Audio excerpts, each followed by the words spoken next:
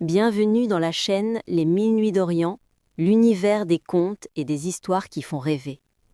Fermez les yeux, laissez-vous emporter par la magie des mots et voyageons ensemble à travers le temps et les mystères de l'Orient. Je vous souhaite que vous ayez apprécié. Appliquez, fermez vos yeux et écoutez. Le voyageant, depuis le matin, n'a qu'à porter son chapeau et ne sait pas où s'arrêter.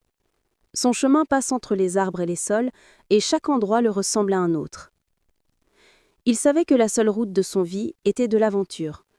À l'heure de son retour, il a entré dans une grande arbre, avec des treuils élevés et une terre moindre de l'abri de la nuit précédente. Il n'a pas encore fait attention à un truc, il a un dos blanc, et au final, il a un dos clair comme s'il était un morceau. Le voyageur s'est arrêté pour se concentrer sur le terrain, et le châssis s'est mis à boire de l'eau. Lorsque le châssis a l'air de se lever, il s'est éloigné et s'est mis un petit pas vers le haut. Le voyageur s'est fait approcher et a essayé de se rapprocher. Mais le châssis s'est entamé entre les arbres. Il a souri et a dit à lui-même « Un châssis de la mer comme ça, il ne se rapproche pas d'un seul. » Il a réussi à y arriver et il pense à son beauté. Après 1 heure de temps, l'air a changé. Le ciel s'est plongé et la pluie s'est plongée.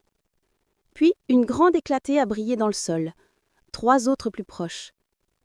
Le voyageur s'est renouvelé vers une plage plus proche pour se déchirer sous elle, mais un bruit a déchiré le lieu. Une blague a été touchée par une grande plage, mais ce qui s'est passé après, c'est qu'il a vu sous la plage ce châssis qu'il a vu avant.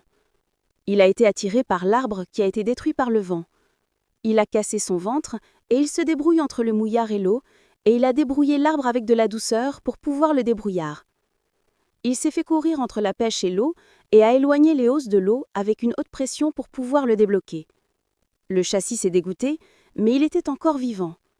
Le voyageur s'est réveillé un peu, attendant la réaction.